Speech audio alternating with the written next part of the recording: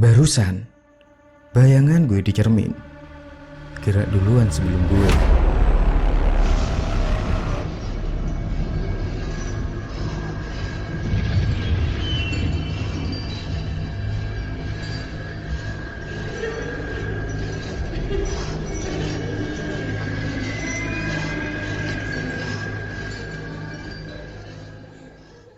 Cuy, lu pernah gak sih ngerasa kalau cermin itu bukan buat alat ngeliat diri lo, tapi cuy, alat buat sesuatu ngeliatin lo? Karena cuy, gue punya cerita dari temen gue yang cuman iseng nyobain ritual receh jam 12 malam. Dan sekarang cuy, setelah gue denger cerita dari temen gue itu, gak pernah berdiri lama lagi di depan cermin. Karena kadang cuy, yang lu lihat di sana lagi belajar jadi diri lo. Waktu itu, gue lagi sendirian di kamar kos. Kamar kecil, kipas yang udah bunyi, dan cuman lampu meja yang nyala. Jam waktu itu hampir jam 1. Dan waktu gue scroll HP gue nemuin satu instruksi aneh dari forum internet yang lama. Dan instruksinya menurut gue receh banget. Ya kayak prank ala anak warnet. Instruksinya itu matikan lampu, ambil penggaris, tarik selai rambut, dan kemudian ukur di depan cermin. Sumpah, gue ketawa waktu pertama kali baca instruksi tersebut. Tapi ya lu tahu kan, semakin gak penting, semakin pengen dicoba.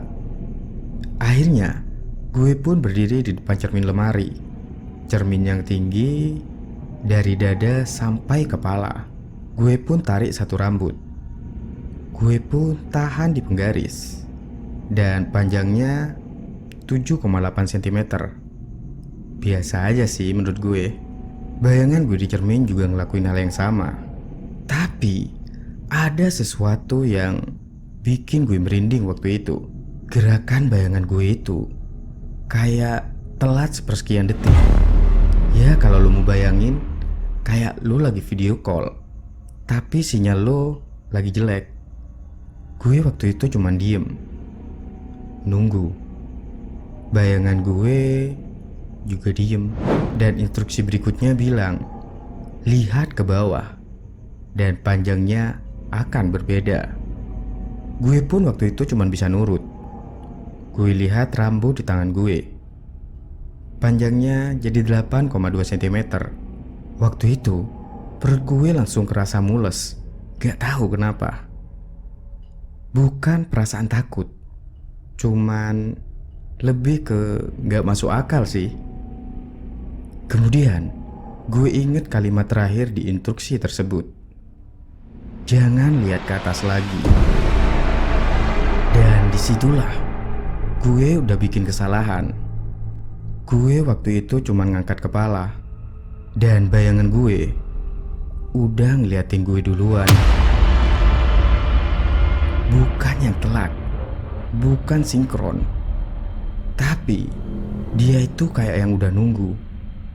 Dan dia menatap gue sambil senyum tipis. Padahal gue waktu itu gak senyum sama sekali. Sejak kejadian malam itu cuy, gue mulai ngerasa cermin itu beda.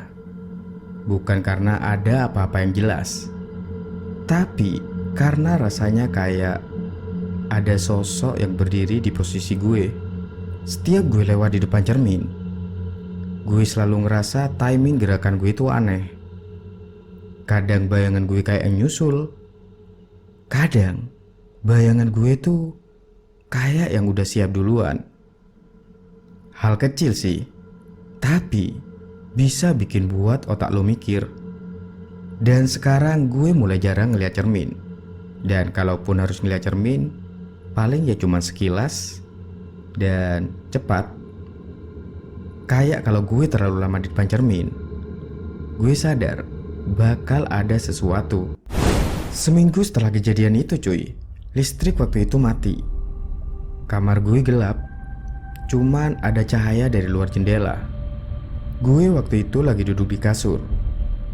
Dan tanpa sengaja, gue pun ngeliat ke arah cermin.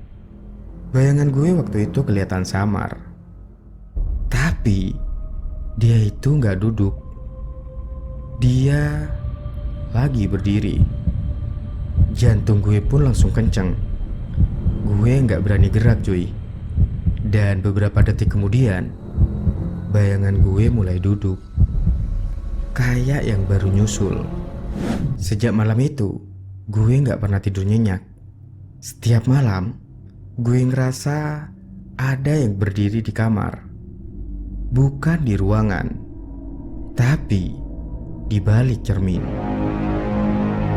Kadang, kalau gue lagi sikat gigi, gue ngerasa bayangan gue itu lebih dekat lagi ke permukaan cermin.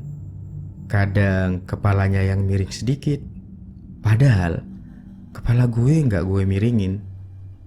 Lagi-lagi hal kecil sih, tapi bisa bikin lo berhenti nafas sebentar. Jam waktu itu nunjukin jam 3:12.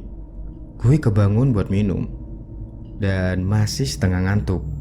Dan tanpa mikir pun, gue lewat di depan cermin. Dan saat itu, gue langsung berhenti. Bayangan gue berdiri nempel banget ke permukaan kaca. Lebih dekat dari yang sewajarnya. Mukanya tuh mirip gue, tapi ekspresinya tuh beda. Kalau lo mau bayangin, kayak orang yang lagi nunggu giliran masuk lift. Waktu itu, gue itu gak gerak. Dan bayangan gue itu juga gak gerak. Lalu, gue pun dengar sesuatu. Bukan suara di telinga, tapi di dalam kepala. Suaranya itu pelan banget. Sekarang gue ngerti cara keluar. Ngedengar hal itu, gue mundur perlahan. Dan untuk pertama kalinya, gue ngeliat bayangan gue itu gak mundur sama sekali. Dan bahkan dia tetap berdiri di situ. Sejak malam itu, gue nutup cermin pakai kain. Gue pindahin posisi kasur. Gue pun ngindarin permukaan yang bisa mantulin bayangan gue. Tapi cuy, masalahnya itu bukan di kaca. Masalahnya dirasa. Karena sekarang, setiap kali gue lihat bayangan gue dimanapun, gue itu selalu nunggu 1 detik buat memastikan bayangan gue itu gak gerak duluan. Cuy, kalau lu lagi denger ini, coba inget deh, kapan terakhir kali lu itu berdiri di depan cermin sendirian? Lu yakin semua gerakan tadi sinkron? Kalau suatu saat lu ngerasa bayangan lu itu nunggu, jangan pernah coba buktiin. Karena mungkin dia itu cuma nunggu buat lu sadar kalau posisinya itu bisa dia tukar.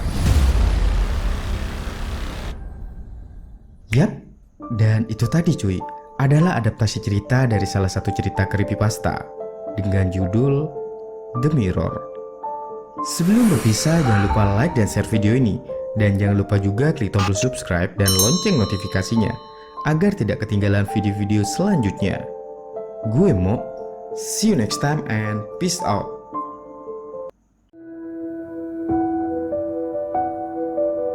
Shadows crawl where the